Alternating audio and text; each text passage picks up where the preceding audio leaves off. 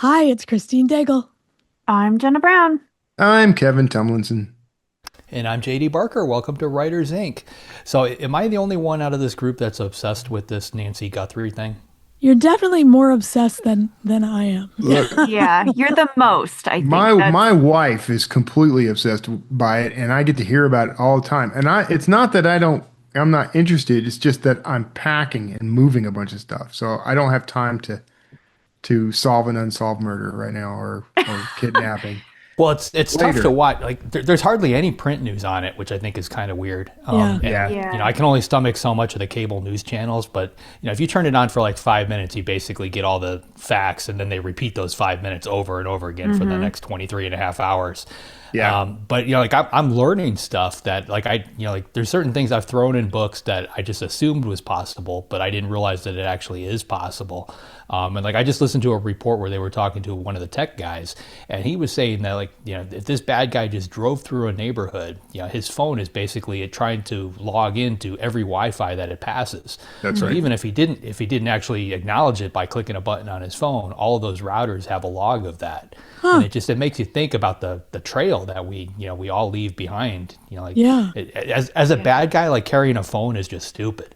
Yeah. I'm hoping I know my bad guys leave those at home when they go off and do something in a book. Yeah, I think most do. I actually like how a lot of thriller authors will creatively get rid of the phone somehow.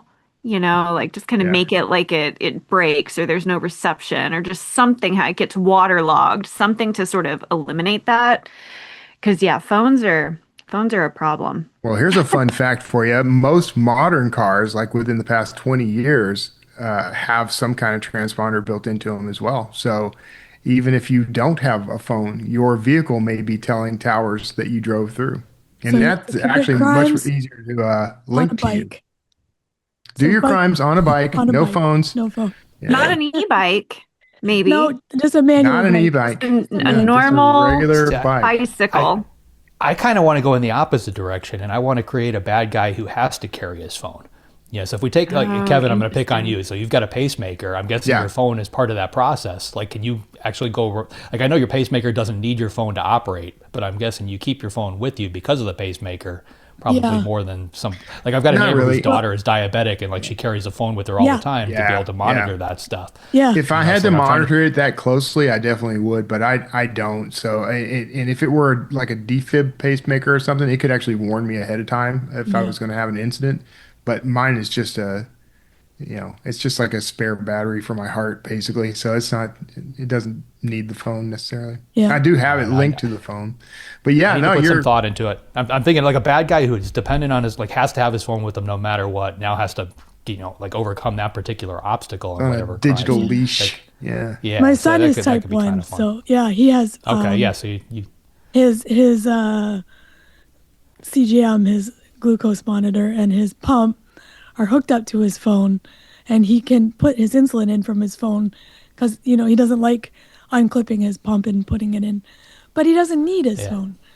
So the question is then, I wonder if the pump gives out a signal on its own. That would be interesting to Well, know. I'm sure that stuff is coming too. I Yeah. mean, I sent you guys a question to the group, just wondering how some of these things connect. And like at some point, they're not going to need the phone anymore. Yeah. Like the phone is just, Yeah.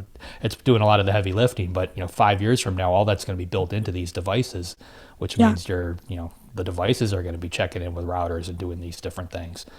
Yeah. Well, you Yeah. didn't respond to my assertion there that what that guy had in his mouth was a flashlight tongue ring. I honestly think it's a gold tooth. Like No, if it's you a watch the- flashlight. They've already identified it. Oh, what was it? they?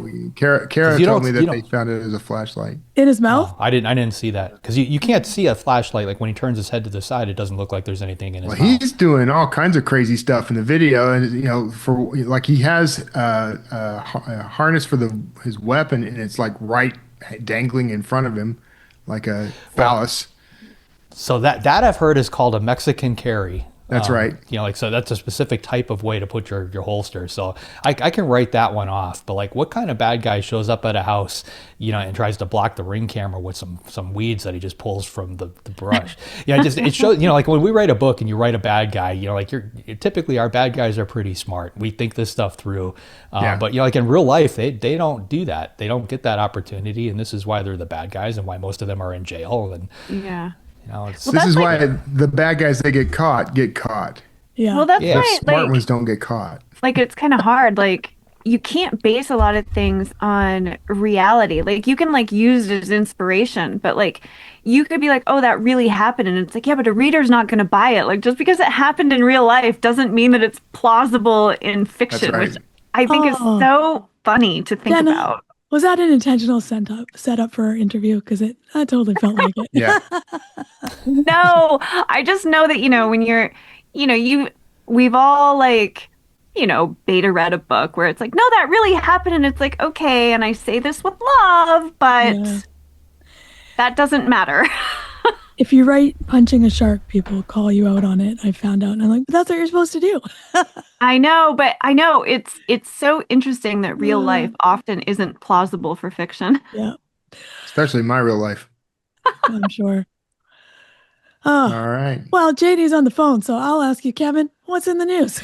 In the news, Draft to Digital and Bookshop DRM.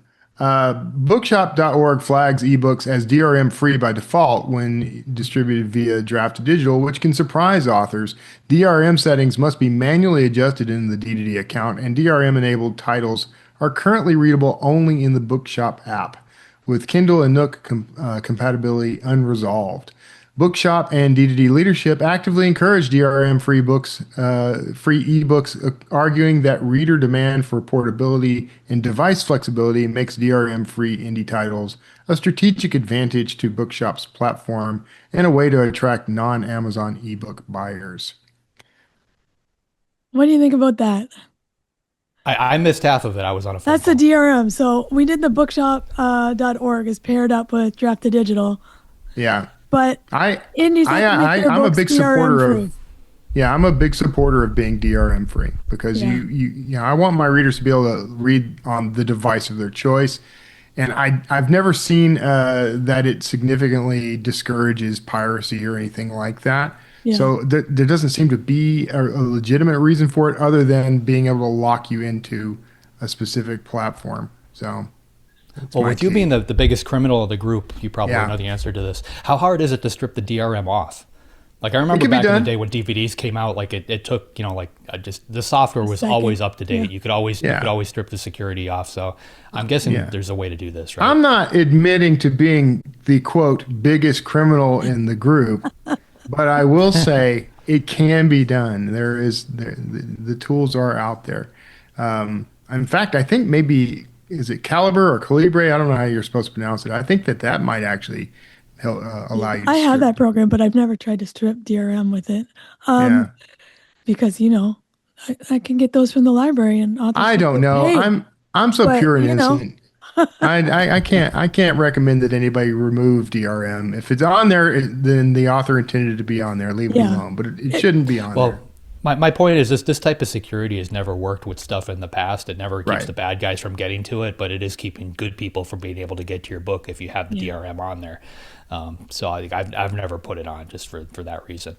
Yeah, I guess kind of the question about this is why indie books have to be DRM free when the traditionally published books don't. So, you know, there was some thought about we already have the price lower and, you know, it's harder to discover. But this probably has a lot to do with are Draft to Digital. Protected. Yeah, D2D we always had a policy of you know, pushing authors to not do DRM, and so they may, when presented with it, it's possible that they said, "Hey, look, let's turn it off by default." Yeah. And you know, the authors can turn it on if they want. You can turn it back on, but then I think that prevents you from getting on the bookshop, right? Your ebook. It might. I don't know. I don't know. Something to look into anyway. Yeah. Yeah. All right. Next up, Unhappy Returns. Harper's Bazaar short story contest. Harper Bazaar. Let's start that again. There's too many possessives here. Harper's Bazaar's 2026 short story contest quietly reinstated a controversial copyright transfer requiring the winning author to give up full copyright rather than simply licensing publication rights, a practice widely criticized as unnecessary and author unfriendly. The rights language is ambiguously worded and buried in dense fine print, meaning entrants could easily miss it. While legal experts say only the winner is affected, it's still considered a bad idea for writers. Yeah. Yeah. Well, this agree. is one of those. A lot of these magazines actually do that. They take the copyright on stuff, the bigger publications. But what kills me about this is they're hiding it. Like they're not telling people Yeah. they're doing it. They snuck it in the fine print and they're hoping to slip it past them, and that's not cool. I mean, any magazine I've ever published with got like first North American rights or something like that. They didn't get the full copyright. Yeah, and I guess they did this in 2019, and there was an upcry about it. The Harper's so bizarre. So they removed it, and then they just kind of quietly snuck it back in there, which is not cool. So writer beware. Know what you're signing. Yeah. Well, it's a revenue center for them. Like they not only print it in Harper's Bazaar, but they can take it and they can put it in other things. They can then license it to an anthology and put it here and put it there, and basically take the revenue out of the author's pocket. Yeah. Yeah. It's just another reason to be cautious of contests, I guess. Yeah. So. And contracts. Yep. I mean, And anymore. You read just every really- contract. read and I mean, even like maybe even have a lawyer look over it, just because you never know anymore. Like, if nothing else, run it through AI and ask for red flags. If nothing else, do that. I'm not saying that's the smartest thing. I'm just saying that's an option. All right. Last story. For some reason, someone who generates AI slop books has unmasked herself. Coral Hart, a romance author and publishing coach, claims she used AI tools like Claude and Grok to mass produce 200 plus romance novels and sell them on Amazon without disclosing they're AI generated, saying she's made six figures from roughly 50,000 sales. Hart asked the Times to keep her real name anonymous, stating disclosure could hurt her other work, yet allowed a real photo of her face to be published, making the anonymity feel shaky. Hart is also selling courses in mentorship promoting, quote, skip the draft style packages and tools that claim to turn an outline into a near finished novel quickly, framing it as a scalable production system for rapid publishing. Gizmodo frames the whole situation as bizarre and revealing. Hart openly treats publishing like a speed and volume race. To write a book in a day, insists the output is still, quote, quality, and seems driven less by huge wealth than by making a steady income by cranking out AI books at scale. If you're going to write a book in a day, come by it honest like some of us have. Yeah. That's all I'm saying. I immediately hate this person. yeah, Yeah. I agree. This is so typical, though. It's such a typical thing where it's like, oh, I'm doing this thing, and if you pay me $200 or $1,500 or whatever, I'll teach you to do it too. And I've seen so much of this in the business. It's just getting worse with the AI movement. Yeah. I just don't, I don't know. I mean, I do think that there is probably a certain kind of reader who maybe doesn't care about the AI, but like to say that you can like, I look at AI. Do you remember like in the 90s when like all those diet foods came out and it was like, fat-free everything and everyone ate it and it was like the big thing, but it like wasn't really filling and like it wasn't really good, and then it turned out to have like health problems, and then like it kind of like declined because it was just like empty. Like that's how AI feels, and I feel like it's sort of like a novelty right now, so everyone's going to do it, but like it's not really filling and it's not really satisfying. Yeah. It's probably going to make you sick. And so everyone's going to stop using it. Like, it's not going to be Yeah. empty. You know what? Where I got stuck here was on the math. So she made 50,000 sales on more than 200 books, which is Right. less than $250 a book. Yeah. So, that's not really very good. No. I'm just saying. Well, it said made six figures from roughly 50,000 sales. So she made six figures with 200 books. Oh, 50,000 sales. Okay, I see. Yeah. But that's still it's less than, so it's less than 250 sales a book. Yeah. So she's something like selling that. roughly But 200 that's still copies. not good. That's not good. No, that's not good. Yeah. No, yeah, that's the whole bulk model, right? And Yeah. Yeah. I'm gonna say I kind of want people to do this. I want a lot of people to do this, and here's why. Oh, Because God. it's ultimately it's gonna burn itself out. Like people Yeah. are gonna get tired of seeing Well, yeah. garbage, and those of us that are writing the books, we roll in. I mean, maybe distinction and differentiation is going to become Yeah. challenging, but that's always been a Maybe challenge. this is So why traditional publishers are trying direct sales. They are expecting it to swing back and people to be looking to them as tastemakers. I don't know. And maybe quality. this is why we We'll need see. DRM. I don't know. Is this a DRM I scenario? don't know. I don't know. I don't know anything anymore. One of my checks whenever if I stumble into like a Kindle book that I want to get because the description is good, one of the first things I always look at is I try to see who the publisher was, and if it's the same person, like their name is repeated under their publisher, or you can tell that it's that they're doing this on their own. Like I kind of treat that as a red flag, and I probably shouldn't, but I think my next check is going to be if they've got 400 books under their name. And they're all published like in the last year. Yeah. I'm probably not going to pick up that title. This is what I was saying. That's Yep. a problem really, because if there are people who are prolific.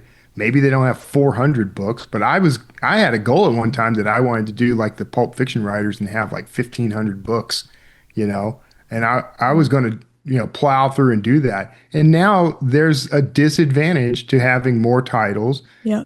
I don't know. I don't know what the answer here is, because I want to continue writing until I'm dead, and that means there's going to be a lot of books. Yeah. I don't know, that gonna but hurt me? when I was young and more pretentious about things in general, I would only buy books based on their publisher. I know people would be like, nobody buys books on their publishers. Nobody I buys did. books based on No, I used to. I still I don't do now, but I used to actually. do it. Like Yeah. I think I am warier of certain presses and Yeah. indie, and like you just don't know, and so like you do have to like kind of read the sample and get familiar with things and trust like word of mouth more, because like there's just so much out there. Eh, like I want to make sure that I'm going to actually like set myself up for success versus not, and I know what kind of styles I like, and so you kind of start trusting specific imprints and specific authors. And even if you look in the back, I always do, but like who the editors are. And like you kind of develop trust for that. Like, okay, this person is going to Yeah. be good. Okay. I could see, and this is possible. I don't know if this would help, but it might be a scenario where the sample becomes the selling point for it. If you can read the first couple of pages, so maybe there would be an advantage to just putting like the opening of the book on the book description rather than trying to use the old tried and true marketing Here's an interesting swing. idea. Here's the first 3 pages. Yeah, That's kind of cool. Mm-hmm. All right. Well, Yeah. I'll be your test dummy. I'll Okay. try it out. Perfect. Let us know how it goes. You know that manuscript you've been editing for the past year? The one that's almost done, but never quite gets there? Well, right now, it's crying out for help from this episode's sponsor, AutoCrit. Quite possibly the most powerful all-in-one writing platform, AutoCrit puts an entire publishing team in the palm of your hand. Get access to customizable automated alpha and beta readers, plus series-wide story analysis, marketing support, line editing tools that can help you catch the mistakes you miss, and even more, including exclusive craft events only for members. The value is insane, and right now you can grab lifetime access for just one payment. No monthly fees, no usage limits, no caps, no tokens. At AutoCrit, unlimited means unlimited. It's time to finish your book. Start making real progress, escape revision limbo, and publish with confidence story after story. Check out autocrit.com/JD to save 50% on lifetime membership right now. That's autocrit.com/JD. JD, who's up this week? This week we've got Benjamin Hale on. Benjamin's writing has appeared in Harper's Magazine, Paris Review, the New York Times, Washington Post, and many others. He also teaches at Bard University in Columbia. He's got a new book called Cave Mountain: A Disappearance and a Reckoning in the Ozarks, based on his real-life disappearance of his cousin. This should be good. Benjamin Hale. Well, I'm looking forward to this chat with Benjamin. We didn't establish what I should call you up front, I guess, but Benjamin Hale. You go by a middle initial? Didn't you have a middle initial I'm missing? No, I mean, there's a middle initial on my, credit card, but I no, see. That's what my it was. I was charging your credit card, and no, I am Benjamin Hale on the dotted line and on a book cover, but everyone who knows me calls me Ben. okay, Ben. And yeah, we were having a quick discussion before the show that I have another author friend whose name is Ben Hale, who writes under the name Ben Hale. And Right, then you told me about a whole other writer who's a philosopher. right, So there's a yeah. lot. I didn't realize there was that many Ben Hales in the world. So I mean, it's not like Jack Smith, but it is a fairly common name. yeah. So we're going to be talking about your new book, which is called Cave Mountain. But before we dive into that, we kind of like to get a little bit of the origin story of writers. So let's start there. Like, what was it that, how did you get here? How did you become a writer? What led you here? I had wanted to be a writer, from a pretty early age. I remember wanting to be a writer when I was a teenager. I wanted to be an artist of some sort, and actually, the first thing that I did as a writer was journalism, and at first I wanted to be a journalist, but what I really wanted to do was write fiction. Uh, and then let's see, I the most formative period of time for me as a writer, or like building my um, life and style, and kind of honing my style. The biggest leap forward that I ever had was I dropped out of college after my sophomore year, and then I spent a year uh, I was working various jobs, but ultimately the job that I did the most for that year was working at a bakery, baking bagels in the middle of the night. I would have to Yeah. get to work at 3 a.m. and I would work the 3 a.m. to like 10 or 11 a.m. shift, and then come home to the apartment that I shared with a roommate, and I would read and write all afternoon. I mean, I barely got any sleep that year, but like it was a year of totally self-directed and obsessive, reading and writing. And at the end of that year, I felt like I had fought with the Balrog and come back as Gandalf the White. And then, Yeah. ever since then, I've just it was just this is a year of immersive reading and writing, and ever since then, I've been pretty confident in my style as a writer, and pretty confident in the way that I just kind of can swim through sentences on the page. Yeah. It's my medium. Yeah. And then I finished college. I majored in classics, and translating ancient Greek was another thing that really made me as a writer. It's something that I often tell my writing students. I teach at Bard College and at Columbia, but something I often tell the students who want to be writers is there is absolutely no better exercise for building the muscles a writer needs than translating from another language into English, Yeah. because it forces you to slow down and think about the grammatical structure of every sentence very carefully, and it forces you to make decisions. It forces you to think, am I going to use this word or this word, and why?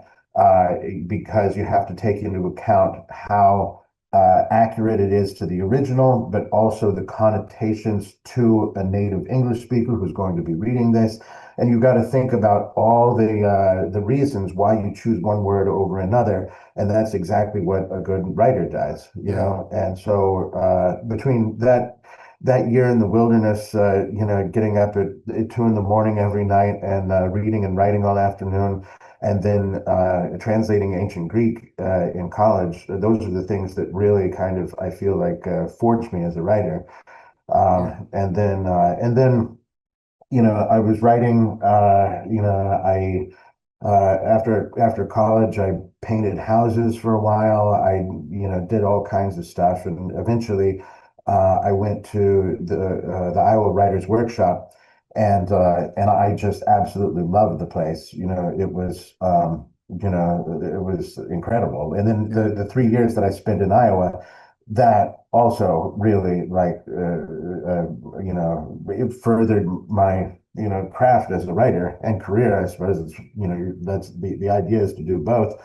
By the time I was done with the 3 years that I was living in Iowa, I left the place with a finished draft of what became my first published book, which was a novel, The Evolution of Bruno Littlemore, that came out back in 2011. Mm-hmm. And then 5 years after that, I published a collection of short stories called The Fat Artist. Yeah. And then in the past, after I published that novel, I did a lot of science writing, because the book has a lot to do with animals and evolutionary biology, which are subjects that I'm really interested in. They're very crucial to that novel. And so I had a kind of interesting side career for a little while as a science writer, which I really enjoyed, because I really loved talking to scientists and then kind of distilling it in a way. Maybe perhaps I flatter myself, but I like to think that I'm pretty good at talking to scientists, listening to what they're saying, and then understanding it and explaining it in a way that a lay reader would understand it. Yeah. And so I did that for a time, and then I started teaching at Bard, and my science writing kind of I haven't done it for a while, but and then this book, Cave Mountain, it's based on an article I wrote in Harper's a couple of years ago, and I should have written this story a long time ago. I'm kind of kicking myself for not getting to it sooner, mostly because if I had written this, say, 5 years ago instead of now, several of the key people in the story were still alive, who have died since then, and I wasn't able to talk to them. So, I should have written this book like a decade ago, but, Yeah. I didn't. Yeah. I mean, what was it? Did you have the idea a decade ago, or, how long ago did this come up? Yeah, I thought about basing a novel on this story, and I wrote a little bit of that. I got maybe a chapter into it before kind of realizing that this wasn't the way to do it, and then I think what put the idea in my mind was that maybe this is perhaps like 5 years ago or so. We had a friend visiting us, and we just got to talking about this story, and I just told the whole story verbally to this friend that we were having dinner with, and she was like, "Why have you not written this? This is an incredible story." Yeah. And I was like, maybe I should. So I wrote the Harper's article, and now this book. And also, I mean, it's a different story than it was when I used to just tell it verbally to people. Yeah. Yeah. Because in the course of writing the Harper's article and then doing the research for the book and writing the book, I uncovered stuff that I believe I'm the first person in this story to have unearthed a couple of critical pieces of information. So the story has actually changed because of my working on it. Yeah. Okay, we should loop back real quick and talk about what the book is about because it's got a subtitle. It's Cave Mountain is the title, A Disappearance and a Reckoning in the Ozarks, which, implies some things. Right. What is the actual story here? What are you exploring? So the story is my cousin, my little cousin, she was a 6-year-old girl at the time, Haley. She was on a hike with her grandparents, Jane and Joyce Hale, who are my aunt and uncle.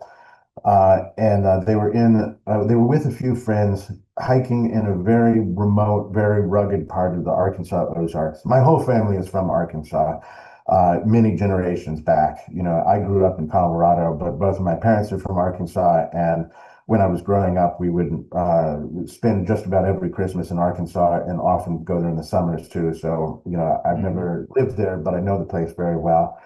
And she was on a hike with her grandparents and she got lost. The way that happened was they were coming from a cabin, the sort of the back way from the trail, not the official way to come to the trail from the trailhead, but they had some friends who had a cabin in this area that was behind the regular trail, and there was a little what's called a social trail, just a friend's trail that leads down to the official trail that they were hiking on. They were coming from that cabin, and they first went to the Hawksbill Crag, which is a famous Arkansas landmark. It's a really beautiful, this like arrow of rock that juts out above this cliff that's about 250 feet above the pretty much sheer vertical drop above the Buffalo River. So they went to that, saw that, and then continued on a little bit to where there's a waterfall that's also on the edge of the same cliff, but about not even half a mile away. And they got to that waterfall, and the problem was this was the first hike of the day, which was only like a mile. It was a very short hike. And then later they were going to go to a group hike that was sponsored by the Newton County Wildlife Federation called it was to see the wildflowers. It was late April, and the wildflowers were kind of at the peak of their bloom. And that group hike started at 1, and so they got to the waterfall, and it was about noon, a little before noon, and the at this waterfall, the trail is at the top of the waterfall, and you can only, a waterfall is a picturesque sight, but only when you're on the bottom of it. You can't see it when you're at the top of it. And there's sort of a lower shelf of rock at this place that there is a way of kind of shimmying down this rock face and grabbing onto this tree and hopping down to the lower shelf, and you can get down there and see the waterfall. But it's difficult and a little dangerous to do. My Uncle Jay was able to do it, and a friend that he was with, they scrambled down there, saw the waterfall, and then climbed back up. And Haley wanted to see the waterfall, but it was time to go because they had to get back to the cabin, eat lunch, and then go to the other hike that would start at 1 o'clock. And so she wanted to see the waterfall. It was time to go. That was the situation. And she just threw a fit, as a 6-year-old girl can and often does. And she was being difficult. She sat down on a rock and refused to move. And everyone else started going back, and my Aunt Joyce was like, "You guys go ahead, fix lunch. I'll stay down here and deal with the kid problem. I'll get her back somehow." Joyce exhorted her granddaughter to move off that rock. She couldn't get her to move, and Joyce kind of pulled the nuclear option of trying to get a kid to do something she doesn't want to do, which is play upon the fear of abandonment. Say, "I don't know about you, but I'm going," and then walk out of sight, wait kind of a while, because if you go back too soon, she'll know you're bluffing. And then sure enough, the kid will come. She did that a couple of times. Haley came, and then she tried it again. No Haley. And she was like, "All right, went stomping back. Now I'm really mad. And she was gone. She was gone for 3 days. Oh, They couldn't find her. And it was a really, pretty, by the end of the day, there were about 100 people out looking for her. They called the local sheriff. There were police from neighboring districts that came in to help look, the park rangers. There was a guy who specialized in search and rescue missions with the Park Service, who organized the search and rescue mission operation.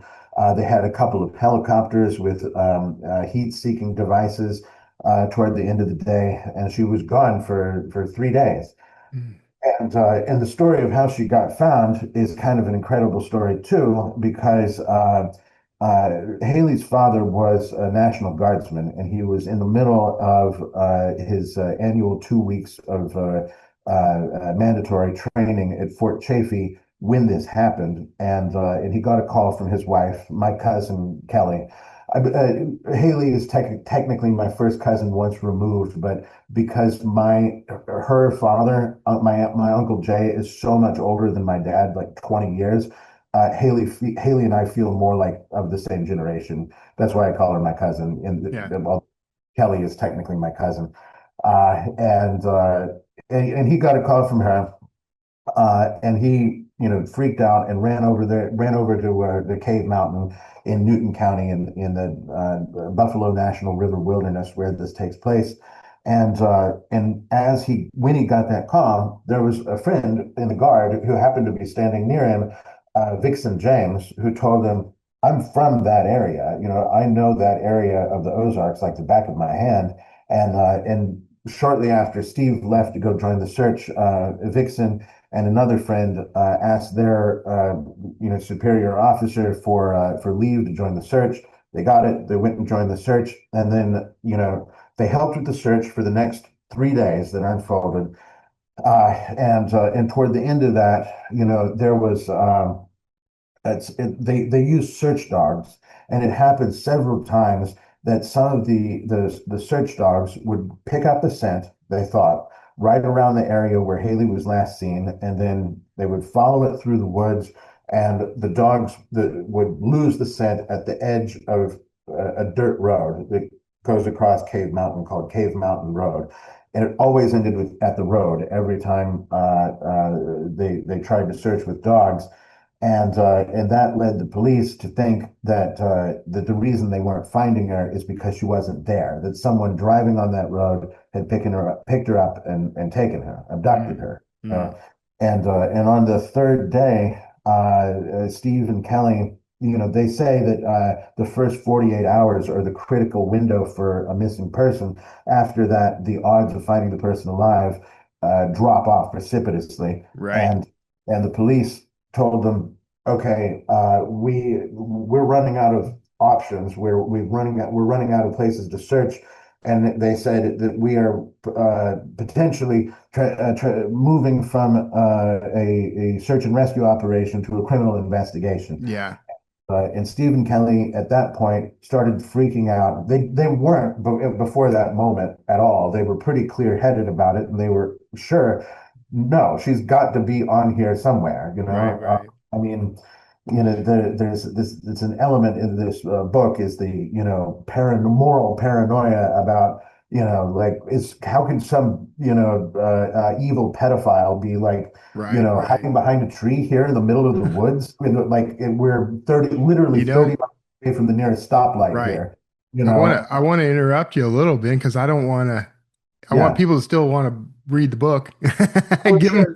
I need to work. I still need to work on doing this more succinctly. No, you're good. Yeah. I just this story down pat for sure, and I just wanted to make sure you weren't giving away the whole basket here. But yeah, but wait, let me get to the speech. And so Stephen Kelly gave a press conference at the end of that day. Meanwhile, Vixen James with the guard came to help out with the search. They weren't finding her, and then he went to his father, who was a local guy who was a hunter who had grown up in the area, knew it like the back of his hand, and said, "You got to, help with the search." And his dad said, "We tried." He said he and his friend William Jeff Belines, they were hunting buddies. They hunted together all the time. He said we went to the search area to volunteer to help, and they turned us away. And the reason they were turned away is because the people operating the search and rescue operation, they had too many volunteers. They were overwhelmed. It was becoming more of a problem to deal with all the volunteers than searching, and that's why they were starting to turn people away. Vixen's father, Lionel James, and William Jeff Belines went looking for him along the low ground, along the banks of the Buffalo River. And the reason the search and rescue people weren't looking there is because they were convinced that she was still on top of the mountain somewhere. The trail is along the edge of a cliff. It's about a 250-foot drop, and it's pretty much sheer vertical drop. And they were convinced that the only way she could have gotten down was by falling off of it. So they looked for her corpse at the bottom of it, but didn't find it. That's why they thought she was still on top of the mountain. On that first day, unbeknownst to anyone, and it's not clear why, she climbed down. She found a place that was gentle enough slope to do this. She climbed down the mountain and got all the way down to the banks of the river on that first day. Wow. And then for the rest of the time, she was just wandering up and down the river. And they found her and they brought her back, and she was okay. She was a little dehydrated, but there was nothing else wrong with her. They took her to the hospital and released her the next morning. And then after that, her parents wanted to. They didn't like all the reporters camped out on the lawn. They didn't like what this was doing potentially psychologically to their daughter. So they took her away for a short trip of a few days. They asked her where she wanted to go. Her favorite thing she'd ever seen was the Gateway Arch in St. Louis. So they took a quick impromptu family vacation up to St. Louis. And on the way over there, she told her parents about the imaginary friend that she'd had when she was lost in the woods. She said she was very specific about it. She was 4 years old. Her name was Alicia. She had dark hair she wore in pigtails. She wore a red shirt and purple pants and white sneakers, and she had a flashlight with her. And she said that she had this imaginary friend, from the moment she realized she was lost until the moment that she was rescued. Wow. And that kind of made their hair stand on end. And that story started circulating amongst all the adults who were involved in the operation. And then months later, there was this guy, Tim Ernst, who is a photographer who at the time lived in the area where Haley got lost. And he opened up his house to Haley's parents and grandparents and a lot of the people who were looking for her. They stayed at his place while the search was going on. And that guy became friends with the family. And a few months later, he sent an email to my Aunt Joyce saying, my wife asked me the other day, we were talking about Haley's Alicia, and she asked me if there'd ever been any little girls who got lost or died in those woods. And I said, yes, actually, there was this crazy incident that happened sometime in the 70s where there was this cult that murdered a little girl and buried her in a 5-gallon plastic paint bucket in the woods, pretty close to where Haley got lost. And that sent my Aunt Joyce into detective mode, and she started looking into it. And to the Benton County Police, because Tim remembered somehow that they had been taken to Benton County for some reason, which is a good hour and a half away from Newton County where this happened, and it happened to be where Jane Joyce lived.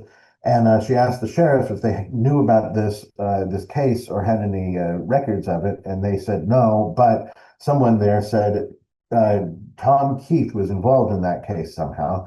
Tom Keith happened to be a pretty good friend of Jane Joyce's. He was about the same age, and he was, a Democrat, kind of a pillar of the community kind of guy. He and Jay had served together as volunteer firefighters and so on. And she went and asked him about it, and he said yes. Before I was a judge, I was a public defender, and he said it was one of my first jobs out of law school. I was assigned to defend the only defendant who was accused of that crime, whose case went to trial, which was the mother of the girl who was murdered, who was a member of the cult. And there were 4 people who were convicted of that murder. The other 3 got very long prison sentences. he believed that the mother never should have been convicted, that she was just as much a victim of the cult as her daughter had been, and she shouldn't have been convicted or sentenced to any jail time. But she was only sentenced to 5 years. She served half of that, and then she was only 22 when this happened. When she got out of prison, she was 25 and had the rest of her life in front of her. And she got married, had another family, and kind of lived the rest of her life. But she'd always kept in touch with Tom Keith, who had been a major, she called him her rock.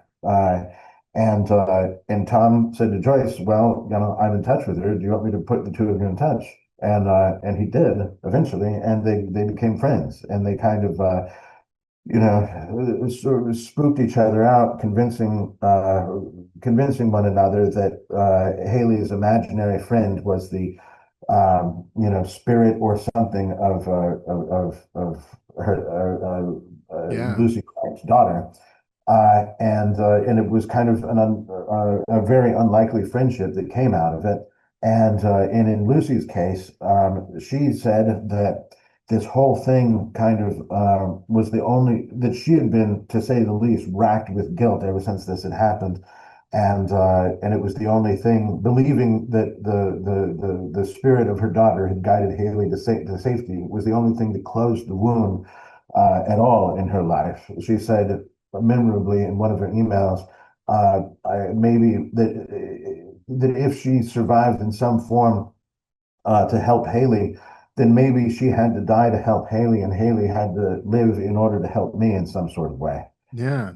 And that's usually ended the story when I told it before I wrote the book. There's more. Right.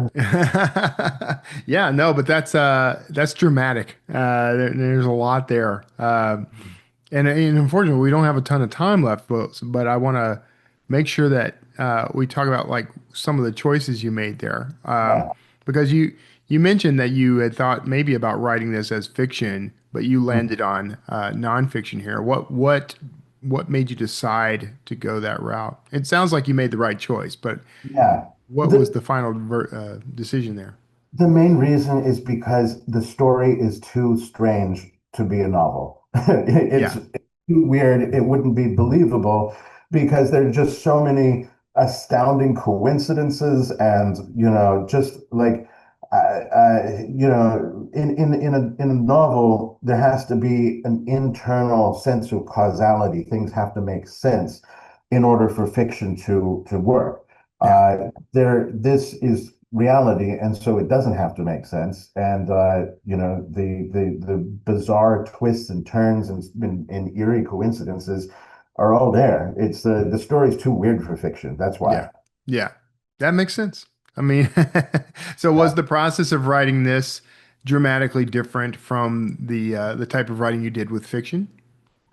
Yeah, I love writing fiction. I kind of consider that my main, thing. But I also, writing this book really harkened back for me to being a journalist, and and it's a lot of fun to write journalism.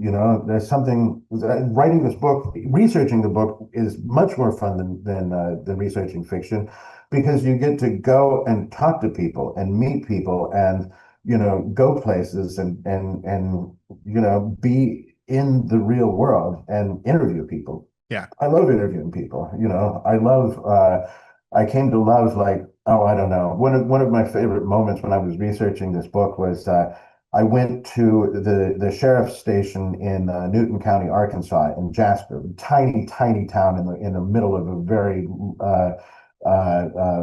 rural area.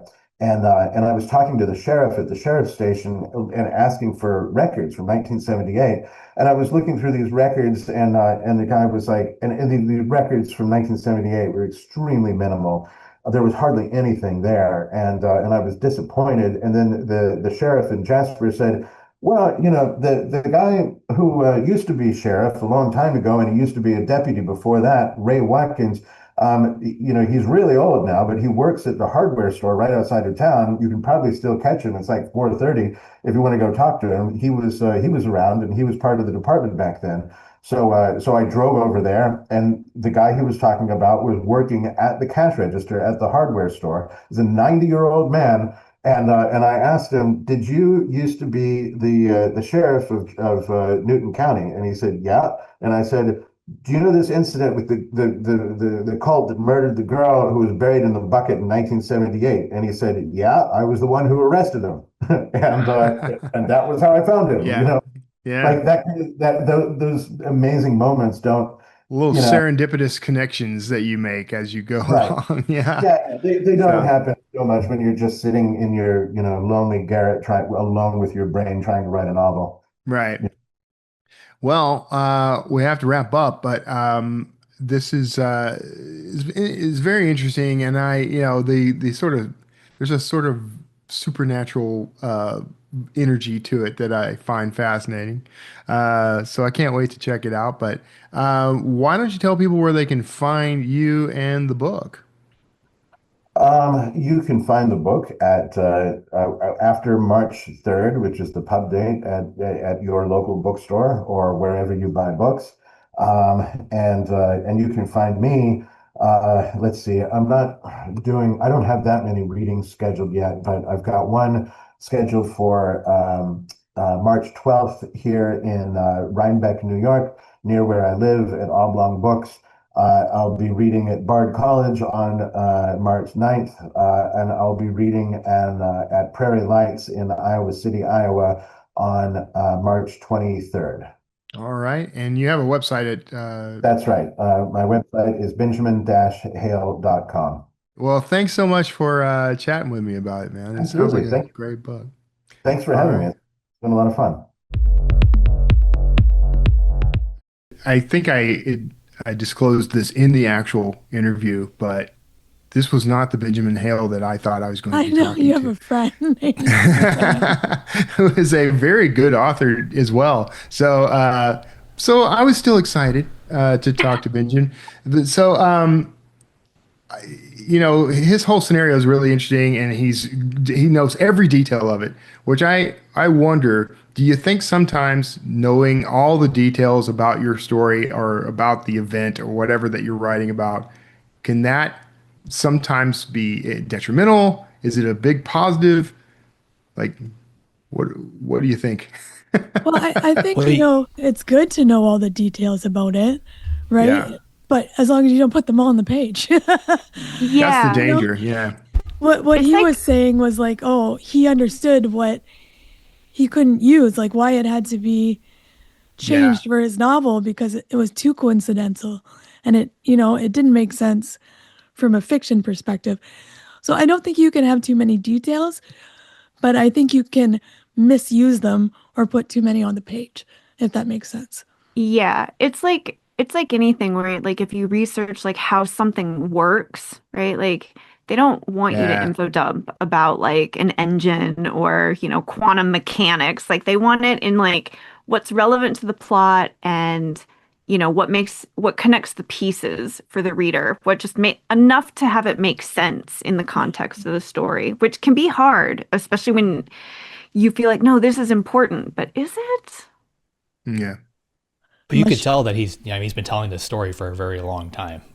Just yeah, at parties with friends when he got introduced to somebody. For me, just listening to it, and I'm guessing it's just like having a daughter. Like it was difficult for me to get through that interview, just Yeah. hearing that story because you immediately start to picture your own kids in there, and then that got me to thinking about what he initially said. Like if he wrote this as a fiction story, it's okay. It's a good story, but it's not something we haven't heard before. But then as soon as you hear that it's a true story, like that yeah. makes it so much more compelling. Like that really draws you in. Well, that brings up a good question because, like, how do you decide whether a story should be fiction or nonfiction? Like, should he have fictionalized this more, or, where do you decide I that? think it's because it's not really his story, but it's sort of his story. It's his family story. Like I think he's okay writing this as nonfiction. But like if I were to read about this story somewhere and decide that I want to turn it into a book, I would feel more comfortable writing it as a fiction story, just because I don't know all the players, I don't know all the people, I don't know the things that he's leaving out.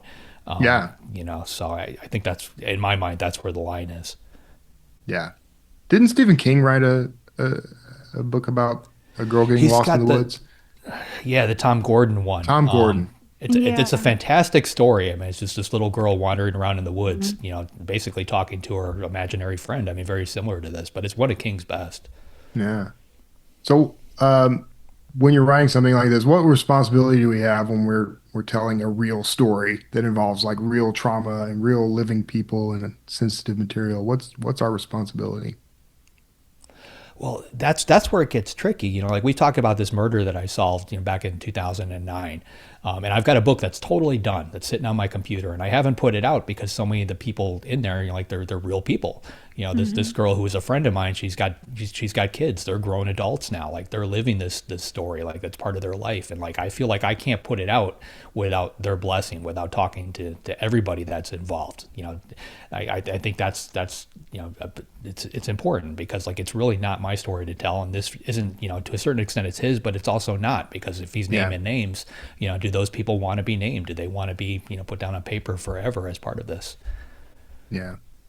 I have a similar scenario because there's a book I've been threatening to write since I met my real father, my actual father, when I was 38 years old. So that was, you know, quite a ways back now. And I'm not going to do the math, but I met my paternal grandfather just before meeting him, and there was this whole thing about a puzzle ring, and so there's this whole family drama thing that my wife and I both think would make a great book. But to write it means naming or at least implying certain names, and I don't want to offend these people. So I know none of them listen to the show. So I'm basically just waiting for a lot of them to die. I mean, not, I don't mean that mean. I'm just waiting them out, and then I'm going to write the book Yeah. if I don't go Okay. All right. Well, you know, sometimes you just have to wait for people to die. first. Wait for Not in people a to mean die. way. It solves a lot of problems, honestly. Mm. So what do you think novelists can learn? Because he has a journalistic method, like interviews and things like that. What do you think you can learn from that sort of journalistic method, interviewing and digging through records and chasing leads and that sort of thing? What can novelists take away from that? I think they can take a lot. I mean, as far as like outlining and like, I guess if you examine your fiction book in that way, it's probably going to help you figure out what's necessary, what's not necessary, maybe what, you know, plot holes that you might have, things that maybe don't really make a lot of sense, that you might be able to tighten up.